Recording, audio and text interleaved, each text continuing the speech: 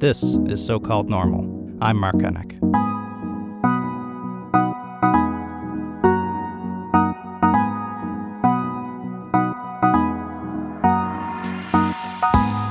Hey folks, welcome to So-Called Normal. I'm Mark Hennick. Today on the show we have Rhiannon Rosalind. She's the president and CEO of the Economic Club of Canada. And you know, this was one of those interviews that I invited her on the show because I had seen her speak at some events in the past about mental health in the workplace in particular. So that's what I came into this wanting to talk about. It's an important issue. It's one that I talk about a lot. Mental health at work. When it happened, however, I don't know when it happened, but I was surprised. And this happens sometimes with these kinds of interviews. I was really surprised how personal we got, how deep into her story we got, and how personal all of this stuff is really for her. So I think it was actually ended up being one of my favorite conversations. It was raw, it was real, and I left feeling really inspired by everything that Rhiannon had gone through, but then everything that she's been doing with it since.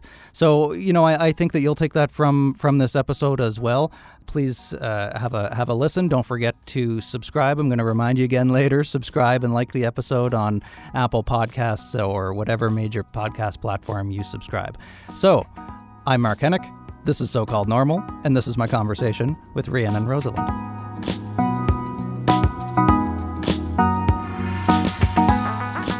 Rhiannon. I'm currently the President and Chief Executive Officer of the Economic Club of Canada, which is a national forum where we speak to business leaders and politicians and economists about the most important issues impacting our country. And so for me, as a young woman, it's just a kind of a strange fit at first, you know, when people see me, they don't expect the president and the CEO of the Economic Club of Canada to look like me or sound like me. Economics isn't exactly a young woman's It's field, not the young right? woman's world, or so that's the way that we were programmed, you know. And so when I first stepped into the role, I was actually hired as an entry-level events coordinator straight out of university. I was speaking at Ryerson, that's where I graduated from, and I was doing a project on public policy and poverty. And I ended up meeting one of the board members of the Economic Club of Toronto, and he was very impressed with, you know, my acumen around speaking about issues that impacted the city and the country, and my desire to use corporate citizenship models to address some of these issues. So not just, you know, government being the solution to all things, but how can the business community really step in to help? And I took that job. I didn't expect to take the job, but I went in and met with the CEO, and I just felt in my heart that this was a place where I needed to be. And the first day on the job for me, we were hosting Bill Clinton, former president of the U.S. Yeah, so I'm, you know, find myself in this room full of very powerful people, and I'm thinking to myself as the young woman that I was at that time, how and why did I end up in this space? Because for me, I was a child of a single mother. My mother was a survivor of domestic violence. I had many different issues that I had to overcome in my life, being the first person in my family to get an education. And now I find myself in, you know, this very powerful, influential room. And so for me, it was really coming into my center and saying, what is my purpose in this? What am I supposed to be doing here? And for me, the answer became very clear that I was to be a bridge point for people, young people, people who felt as though they didn't belong in those kinds of spaces. And so it took time for me to adjust and to really own my story and who I was in those spaces, because I think a lot of us want to put on that mask and pretend. And at first I wanted to do that too. I didn't want to be found out. And once I let that go and I stepped into this idea that I was here for a reason and I was here to represent a voice that hadn't been represented, things started to shift, and I grew confidence quickly. At about the 6-month mark of working for the club, I asked the president and CEO if he would sit down and hear a few ideas I had to really expand the club and to bring more people into the conversation. And he listened and he heard me out. And one of my biggest ideas was, why don't we rebrand the Economic Club of Toronto to the Economic Club of Canada? Why don't we start to build a model where all Canadians can have a voice? Because it's not just Bay Street. Yes, Bay Street and Toronto is the financial center and an engine for Canada, but there are so many ideas and voices that need to be heard, and the unification of this country is really important to me. It always has been. And I think that if we're truly going to lead on the global scale and innovate, then we need to really come together and realize who we are. And a big part of who we are is also recognizing the Indigenous voices of this country, and bridging those together. So to make a long story short, he ended up allowing me to start to implement that program, and that led the Economic Club team to make me vice president in a very short period of time.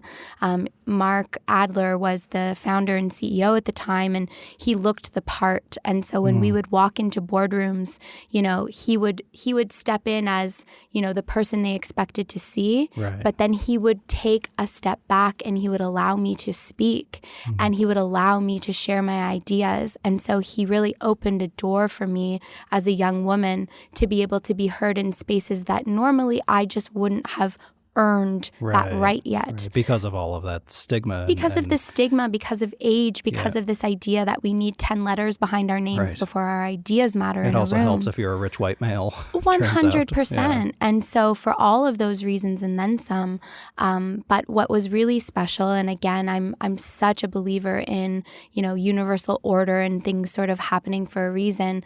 In 2010, our CEO decided that he wanted to run in the federal election. And so he was creating a strategy and a plan for if he were to run and if he were to win, who would take over running the Economic Club. And of course, politics is fickle. Nobody knows upon entering if they're going to win or lose.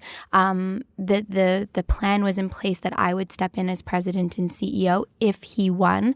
I didn't ever think he would. I said yes, really resting on the idea that it's not going to happen, so it's okay.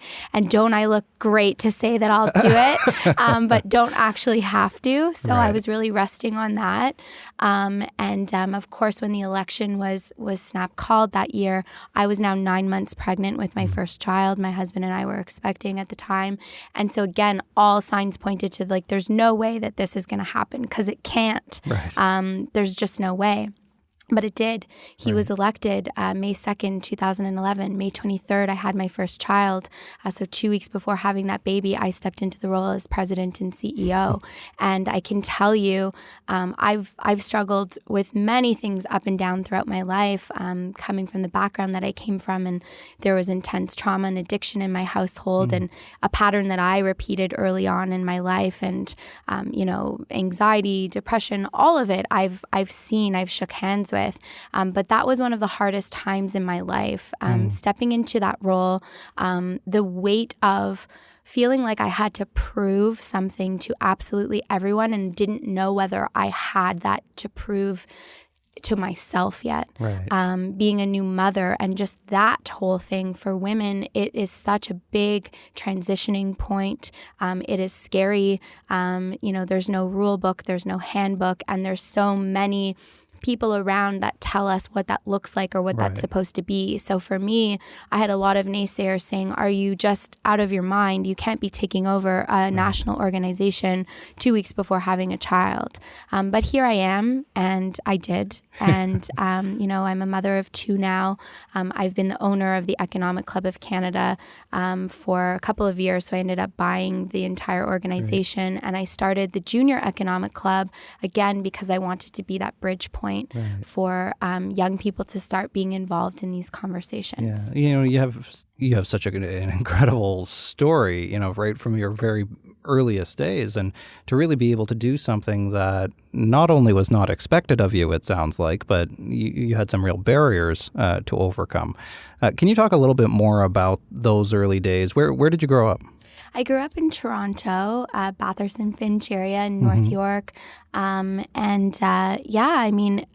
think the easiest thing to do for anyone who's sort of growing up in a situation where there's been trauma is to become a part of that trauma to, it's literally in our DNA as we come into the world when, if our parents have been suffering, that is literally passed on to us, that suffering, that intergenerational. And that was the case for you, your absolutely, mother. Yes. And so my mother, was a child of the same. She was a child of alcoholics, there was poverty, there was different things that were impacting her life. And so again, it's not that we actively choose to do this, but when we aren't getting the healing that we need, we end up taking those things forward. And we do the best that we always can. We're all always doing the best that we can.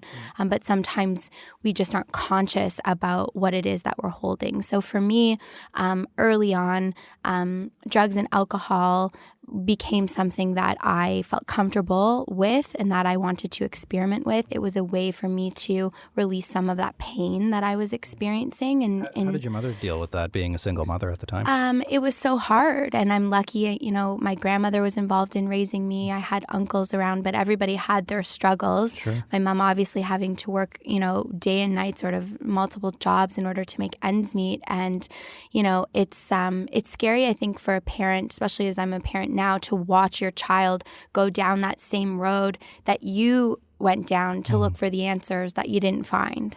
And so it's heartbreaking, but at the same time, when the parent doesn't know themselves how to deal with that pain and trauma, how can they really provide any guidance? I mean, you can say whatever you want to your children, but your actions are what your children see.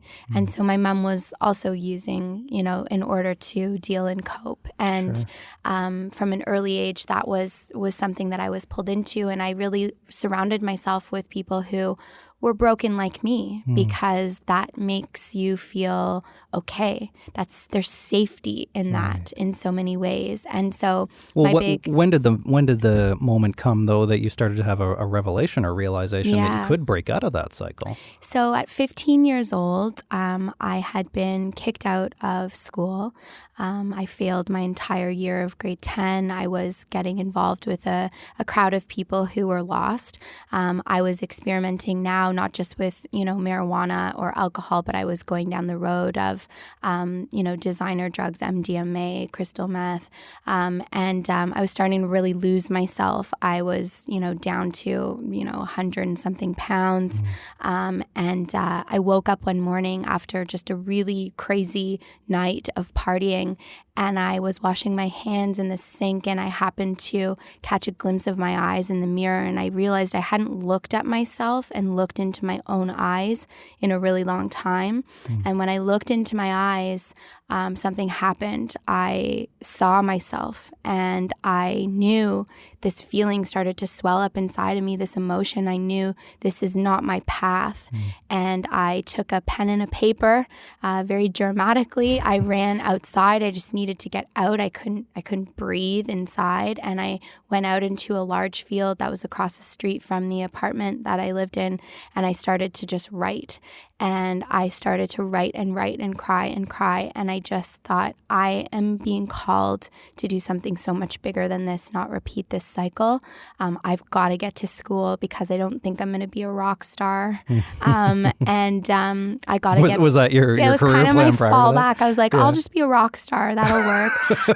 Well, you kind of are now, though. So in a way, in the economics some weird world. Economic rock star, whatever that is. But I just started to write a list of goals, and then I started to follow through on those goals. It was hard. I mean, I had to break out of friend groups. I had to get sober. And for me, sober meant not doing those drugs. I was still using alcohol. But abstinence from the drugs? Yeah, abstinence from the drugs. And then changing schools, changing neighborhoods, doing everything that I could to sort of reset. And by the end of my graduating year in high school, I was on honor roll. Wow. And I was voted most dedicated student, which was pretty hilarious. But I worked really hard. Yeah, sure. Did you have any mentors or people who really helped you along the way at that point? Or I did. There was a couple teachers that saw me because I was so used to not being seen. Right. In school, as a kid who was coming from the background I came from, I really found that the system just kind of pushed you through. So I didn't have the foundational reading and math skills from really early on, but I kept being passed. And so I kept losing confidence more and more because I was in a classroom and I didn't know how to perform. So I thought I was stupid. And I really took that in. I struggled with that for so long. I had one teacher in grade 11, which was the first year that I was trying to sort of get myself back together, who just saw me. She, just saw, and she kept sort of indicating to me that I was so bright. And I'll cry right now thinking about it, because when you're told you're bright when you didn't think you were, it does something. And it's a gift I try to give back to the youth that I work with now, because they have so much. But sometimes in our current system and in our current programming, our measure of success and our measure of if we're good enough is a grade on a test, or, how well you can read a sentence or solve an equation. But there's so much more to who we are as human beings, our emotional intelligence, our connection to each other and the planet. And I just meet so many young people who might not have the school smarts yet, because they've had other things they've had to deal with, but they have so much inside of them. And if I can see them the way that I was seen at one point, it changes everything. Well, and I find sometimes too, teachers, parents, adults in general, seem to assume that young people know that they're enough. And in my experience, both personally and working with other young people, they often don't. They need to be told that they're seen and that they're enough. Yeah. And only we ourselves can fill that hole, but we have to be led back to ourselves in order to know how to do that. And, I've done a lot of different work in order to heal myself. And I just very publicly yesterday even talked about the fact that once I graduated school and continued on, and I got married and had children, and I was seeing so much success in my career at such an early age, that became a really beautiful place for me to hide, because I could sum up my traumatic story in a few sentences. I was, the one who made it. I was the one who broke a chain, but silently I was still struggling. And so in 2017, my stomach lining started to completely erode. I was drinking excessively, not to party, to deal with stress, to deal with anxiety. So this was quiet drinking at home after putting the children to bed. Well, so at this point you have 2 kids, you're a CEO 2 kids, of a national I'm a CEO, I'm a wife, homeowner, I'm doing a massive commute every day back and forth to get downtown, and I'm internalizing so much stress I don't even realize it. As a woman, I'm trying to be perfect, I'm trying to eat well, I'm trying to work out every day, and I just can't quite get it. I can't get where I want to go, and I don't understand why. And I become addicted to work, and I become addicted to accolades outside of myself. Like if I didn't get some kind of recognition or pat on the back or like reward for something I was doing, I was feeling empty, and I was really embarrassed about that. Anyway, so what ended up happening, and it's so amazing how our body holds so much information. So, emotionally, when we keep things in, and our whole society is taught to keep things in, right? We're not supposed to go in to the workplace and say, hey, I'm feeling really sad today, or I'm feeling really anxious, or we're just supposed to keep it in.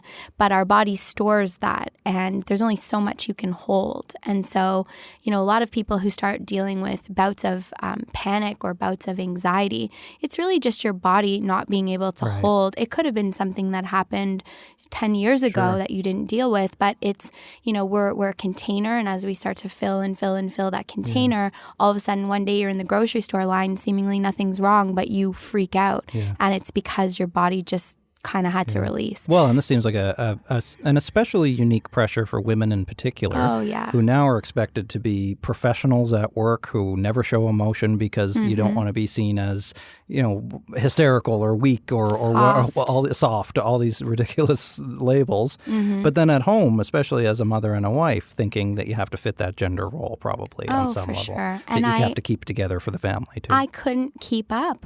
I just didn't know how to keep up, and I was trying so hard. And so my body was my saving grace, because my body said, no, can't do it anymore.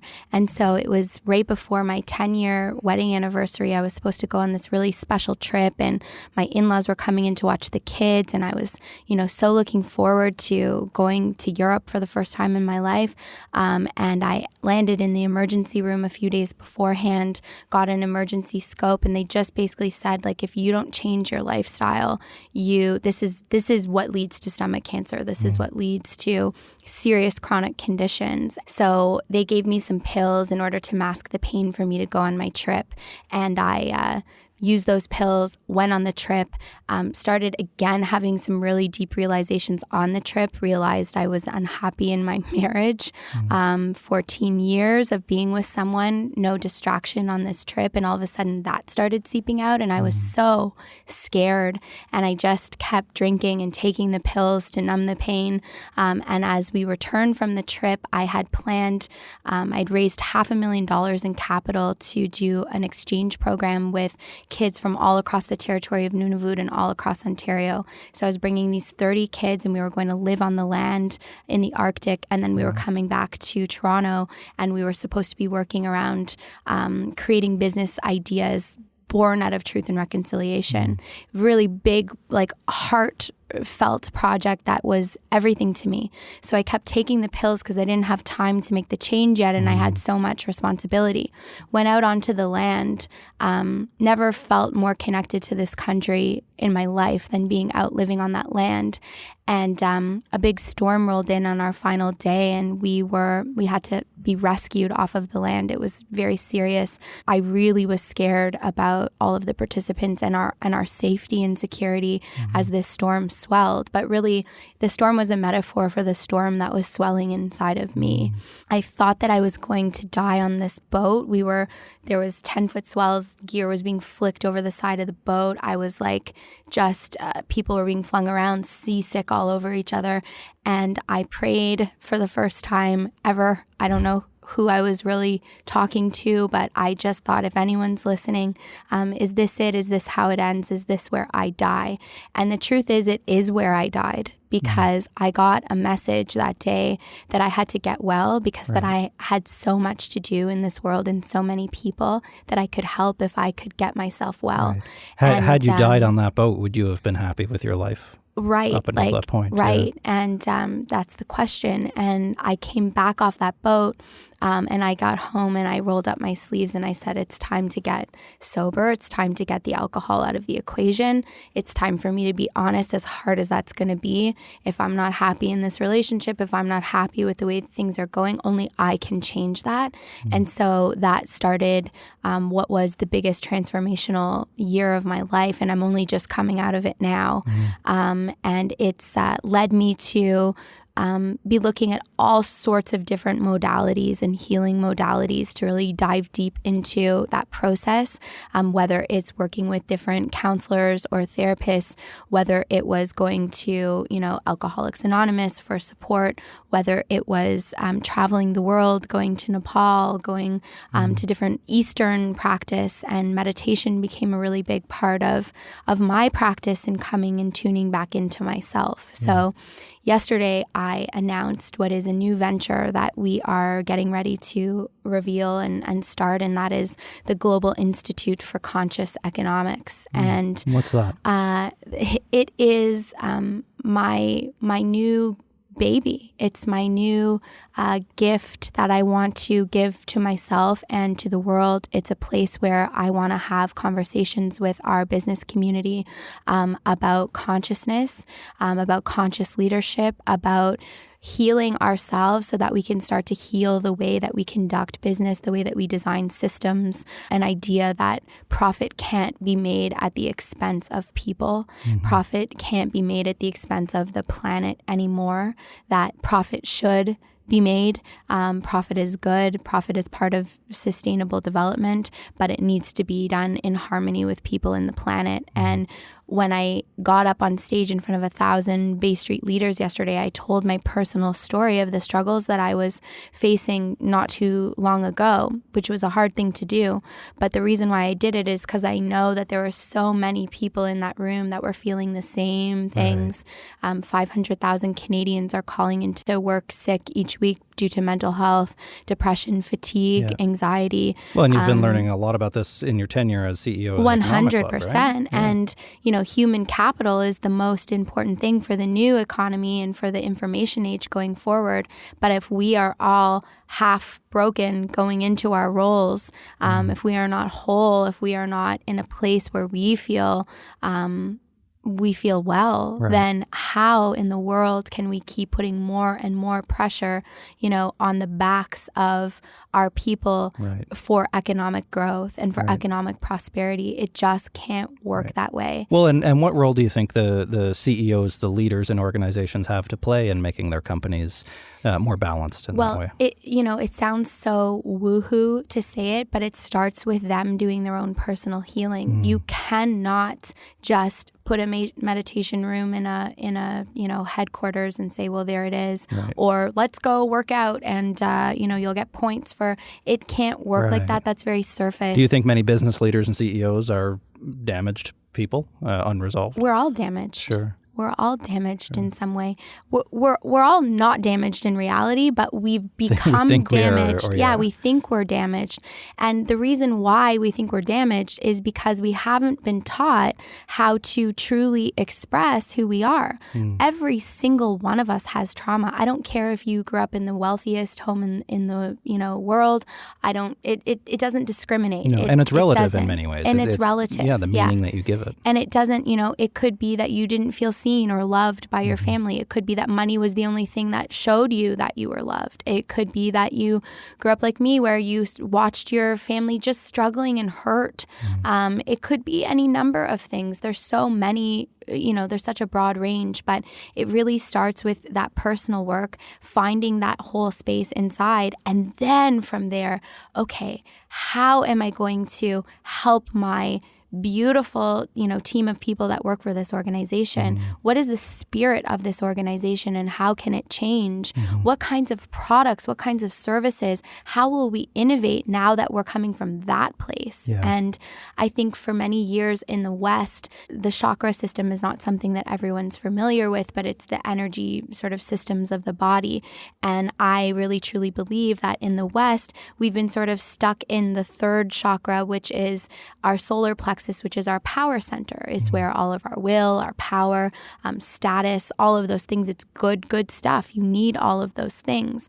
But we've been stuck there for a long time, circling around, thinking that the meaning of life was material. The meaning of life was status and wealth. And I know now there's a shift coming, and I'm seeing that we're moving as a society and as a planet to, the love of power to the power of love. So we're moving up to that heart chakra, and we're opening our hearts, and we're starting to, you're seeing it happening, just the conversations like what you're leading, talking about stigma, talking about mental health and how it integrates into absolutely everything.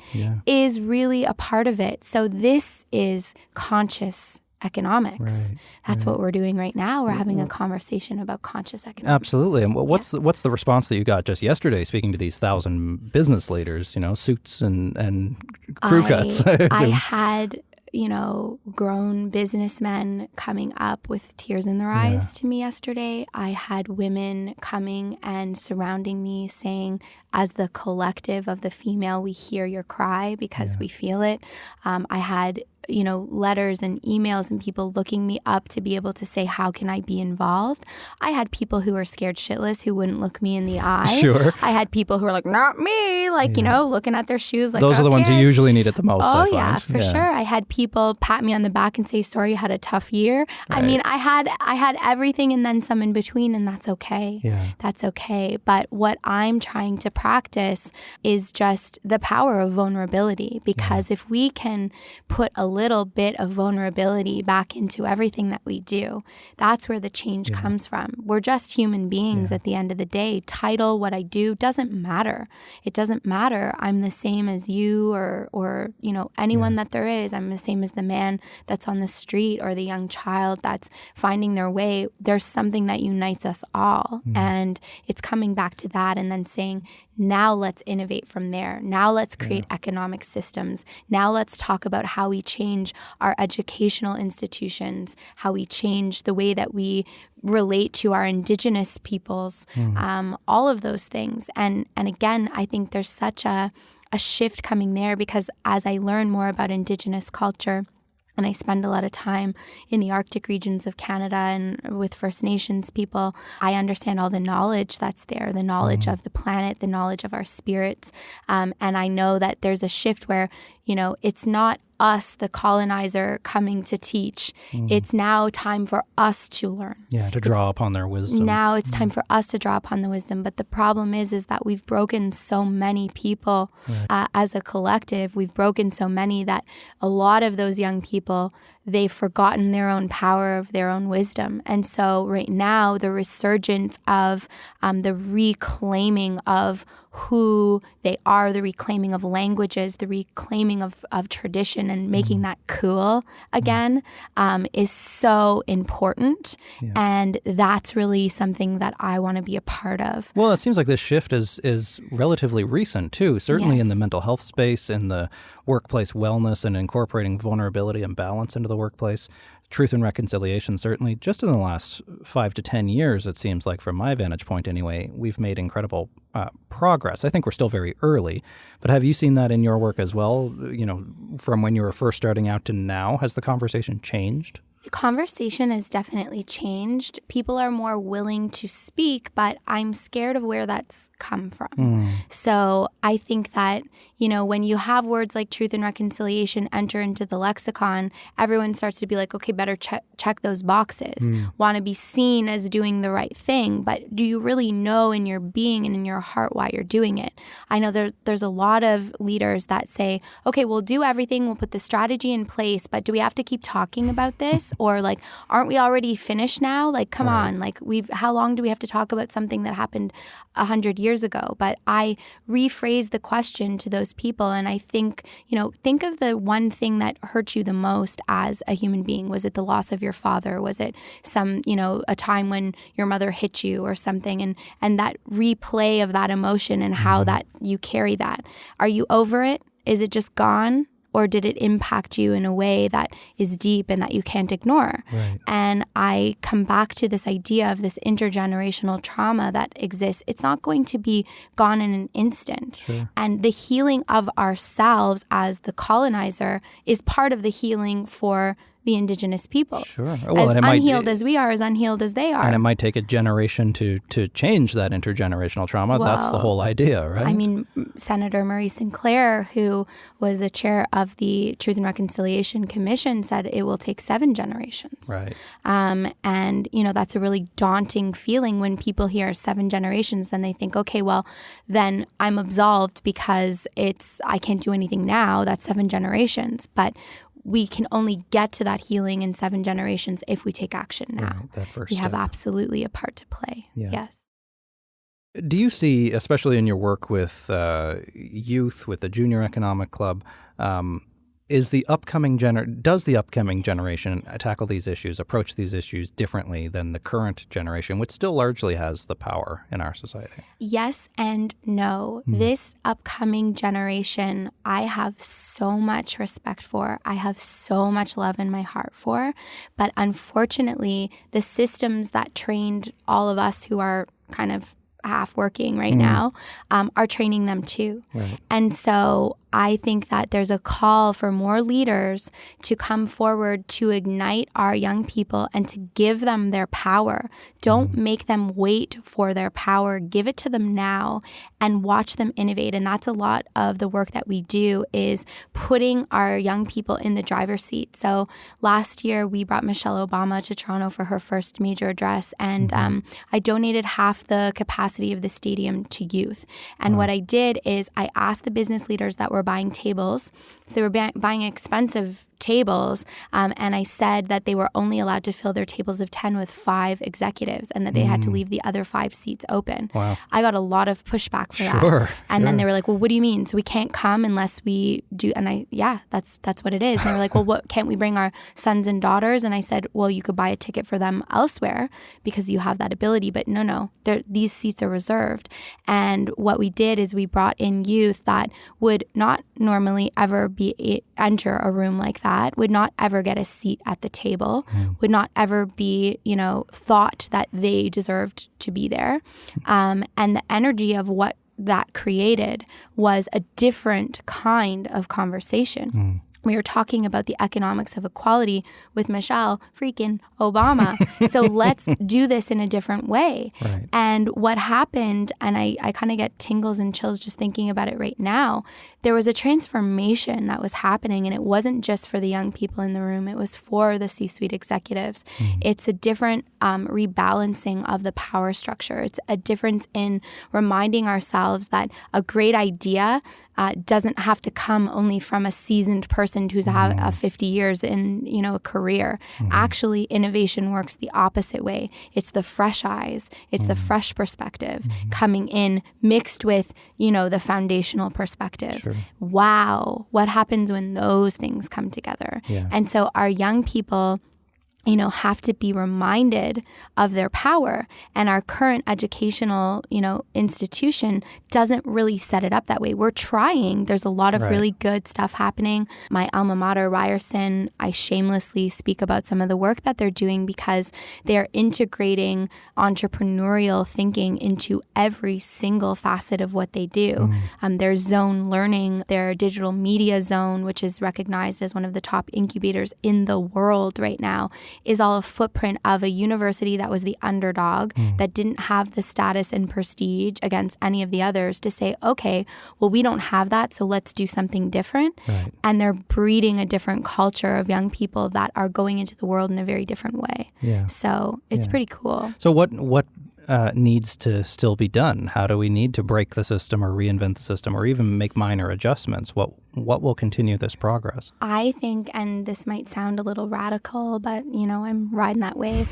I think that we really need to teach our youngest people how to tap into themselves.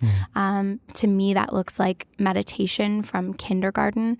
To me, that looks like incorporating some of that sort of self-actualization, self-realization, emotional intelligence being something that is celebrated, creativity, innovation, not trying to box people, but allowing people to create their own box. So it's really an overhaul of all systems in so many ways. And that can't just happen in one sweep. But what we can do is start having the right conversations. And so what I'm dedicating every ounce of, what I have inside of my body right now is to create a platform where we can start having these conversations. And it's not me that's leading the charge. It's all of us coming together and in truth having those conversations. But we've got to get really real about what's not working. And part of that is the most powerful people in the world admitting that they too are struggling or suffering. And if we just release that out, everything starts to change. Yeah. These two worlds, the personal, the home life, your kids, your partner, whatever, your backstory, all that stuff, and the work world, your climbing the ladder, your profession, your expertise. Is there such thing as a work-life balance, that it's a calculus of making sure we have equal measure of those two things, or is it something more integrated? I know that there's no such thing as a work-life balance, because if there was, I can't freaking figure it out. And you can figure out anything. I'm like falling all the time. I can't surf that wave. Right. So I don't see how anyone can really do it. Right. I think that what it is that those things we're one whole individual. And I think we're fooling ourselves if we think we're not bringing work home, bringing home to work. We 100% are. And so what we are is we're integrated beings, and all of those different things that we do as beings are all integrated into one. Right. So where we find the balance is finding the balance in ourselves. And when we find that balance in ourselves, we start to emanate that balance in everything else that we do. Right. I say to my employees all the time, which I don't even like calling them that, because to me they're family in so many ways. But I say to my work family, tell me what's going on with your life. Like whatever you're coming in with, I want to know, because I can't just assign you a task when you're struggling with something that's happening with your mother or your whatever. I need to rally around you there so I can nurture that part of you that's hurting, so that then you can bring that energy back into this work. Yeah. I don't need the energy of someone broken trying to hold it together, trying to piece something together. What will the result be? Right. It's not what we want. So well, and I think leaders and especially HR professionals who haven't yet been exposed to a more holistic approach, they're afraid to do that because they don't have the skills. It doesn't mean they can't do it. They're just afraid because they don't know how. But they need it too. They need it too. That's the thing. And just because you gave somebody a title, just because you gave somebody a head of HR title doesn't mean that they don't need something too. Yeah. They need some HR. It's we all do. And so again, I see, these attempts of let's put a diversity and inclusion team in order and then that's going to fix it. No, diversity and inclusion has to be integrated into absolutely everything that we are as beings. It's not even about diversity and inclusion in the workplace. It's like that. Are we including ourselves when we step into the world? Do we even know how to include ourselves? Right. Are we included in what we do first and foremost? And then can we include others? Right. Until you come from a place of knowing that you belong, that you're enough, that you're everything, everyone else is competition. Yeah. Everyone else is different, separate, other. And until we get into that place, we can't see each other as the interconnected beings that we are. We can talk about it all we want, but there's a difference between knowing and the wisdom of feeling that to be true. Yeah. And so we're not there yet, but that's okay, because what we've started to do should not be ignored. And even the start and the diversity and inclusion leaders and all of that, it's all it's coming from the right place, which is a huge start. Yeah. And we have to start riding that wave and the vibration of what that is to go into the next place. So I don't want to at all, point my finger and say that those things aren't good. They are definitely a starting place, but we have to go a little deeper. Right. And the answer is always you. That sounds so strange, but not at all. I mean, you have to be able to integrate this experience, that you're not just wearing a shirt that says diversity, inclusion, or mental health awareness or whatever, or even, I see this all the time, people coming to terms with their past experience as well, especially if it's a psychiatric diagnosis. Sometimes they really want to come out strong and lean into that label, and that whole label becomes everything about them. Mm-hmm. And they don't realize that that's actually just one small part of your experience, that it actually means, there's lots of other things happening there too. But I think in some ways you have to start there, right? Yeah. Because you have to own the label. You have to figure it out. You have to make it black and white for a little while in order to actually let it integrate and become deeper and settle into you. But we're always constantly evolving. And so even in a recovery process, or even in that process of for the first time being able to wear a label, everything's always shifting and changing. But we can't cling to it. We can't cling to it. So there's nothing's permanent, and everything's always changing. And if we go back to, Buddhist philosophy, that really is the crutch of it. And if we look at all of these different philosophies and the wisdom of, world religions and everything, there's certain universal pieces that are fundamental to them all. And I think that it's recapturing those things and knowing in our hearts that,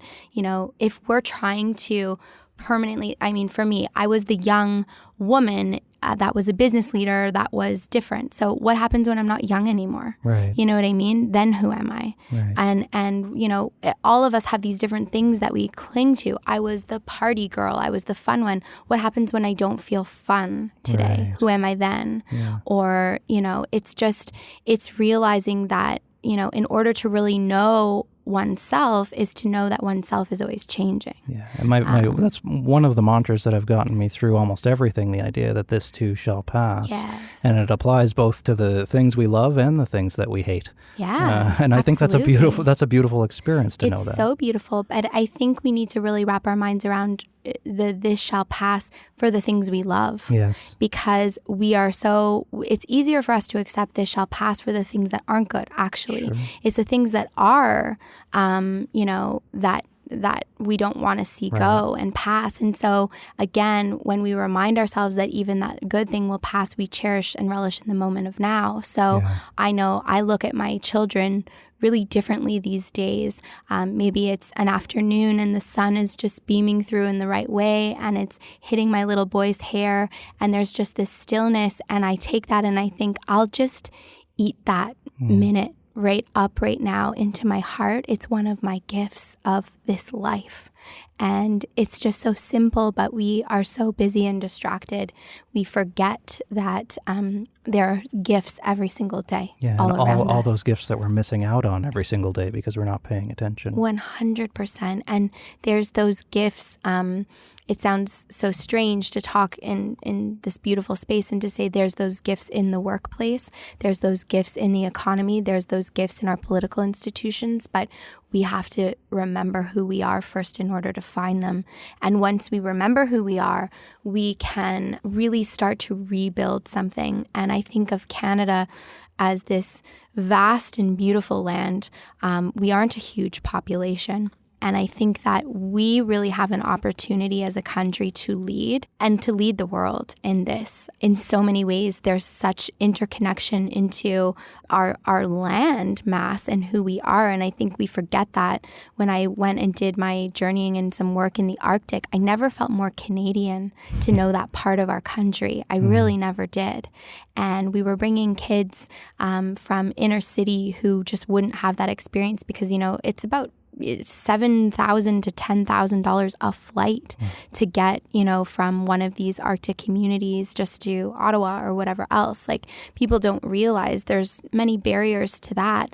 But when you get there and you get to experience that and know that part of our country, you start to really kind of know where we are. There's a beautiful spirit of this country that we forget about now. I had that experience eating bison in the Yukon. I was like, this is the most Canadian thing I've ever done. That's so amazing. And it's like we've resolved to classifying ourselves by these like, a beaver tail and whatever. But there's something so beautiful about this wilderness, this land, that we are the North, and the spirit of what that is. And if we would just soak into that a little bit and stop trying so hard to be, you know, the U.S. or stop trying so hard to, you know, our cities are, you know, better than yours or whatever else. It's like we have something that nobody else has, just like other places have something that nobody else can have too. True. So what are our things and how do we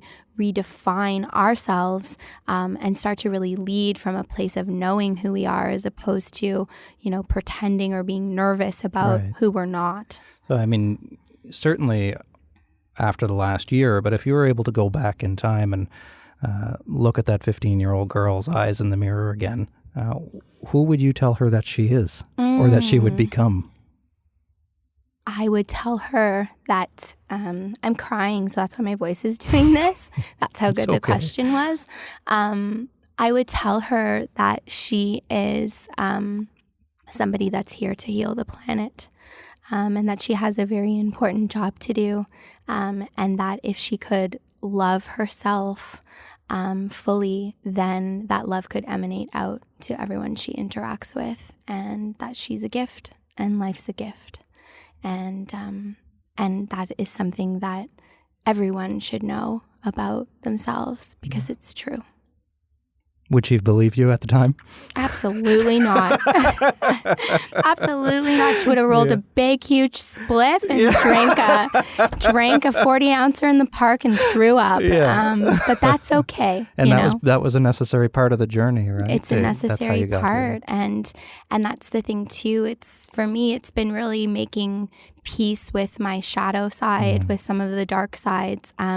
We are so scared to admit when we have a feeling that isn't acceptable. So, if I was jealous at one point, or if I was envious of something else, or if whatever it may be, and it's okay. We've got to accept and not push and ignore those things that trickle up that, aren't the best qualities, because it isn't until they're acknowledged and sort of loved as well that we break out of them. Right. And so, nobody's perfect. And I think that the journey it goes on until we take our very last breath. It really does. And those experiences, those emotions, they're all there for a reason. They're not random. Well, you've certainly been through now that you're on largely the other side of this past year, this difficult year that others have called it for you. What's next for you after all this? It's continuing every day in my practice and what I've learned, because it's so easy for us to slip all the time and to just kind of get lazy and just put one foot in front of the other. So for me, it's really trying to stay present and in my practice. Yeah, recovery is not just a one-off, no, I'm done. Definitely not. And, you could be doing great for years and then all of a sudden something comes up, right? And if you don't have the tool in the box at that time, then it's really easy to slip. So I think first and foremost, it's taking care of me and making sure that I'm okay. That's each of us have one thing we have to do, and that's to take care of ourselves. If we each would just do that work, really truly do that work, there's no need for extra legislation and rules and this and that, because everything would go into balance if we would just take responsibility for that. So that's first and foremost. But the next phase is to grow the Global Institute for Conscious Economics and to really start to promote this kind of dialogue that we're having now on the global scale.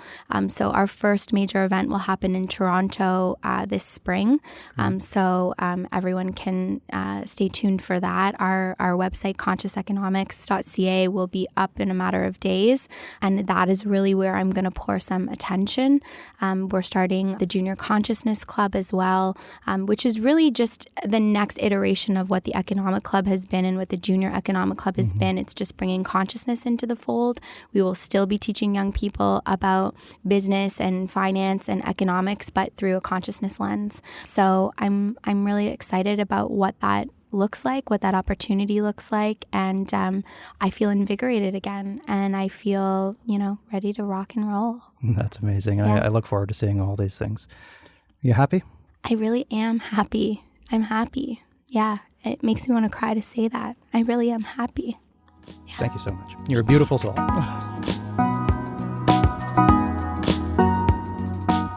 All right, that's my conversation with Rhiannon Rosalind, President and CEO of the Economic Club of Canada. That was one of I love all of these interviews, these conversations that we do, but I think that was one of the most impactful for me in the room and in the moment, to feel the emotion. I hope you could feel it through your earbuds or whatever you're listening on in your car as well. That was a really rewarding conversation. So I hope you enjoyed it. If you did, or even if you didn't, please head over to Apple Podcasts, subscribe to the show, leave us a rating. Those subscriptions and ratings really make a huge difference. Share the show with your friends and networks and families. Your support really means a lot in spreading the good news about mental health and resilience. Head over and follow me on Twitter, Facebook, Instagram, LinkedIn, YouTube, whatever. I'm everywhere at Mark Hennick, at MarkHenick, and the website markhennick.com/so-called-normal. If you want to try out a free trial of online, safe, effective, highly trained, good quality psychotherapy, go to betterhelp.com/Mark. That's betterhelp.com/MARK. Enter the promo code Mark, that's me, MARK, and you'll get that free trial for you to experience some psychotherapy. I hope you enjoyed the show. This has been So-Called Normal. I'm Mark Hennick.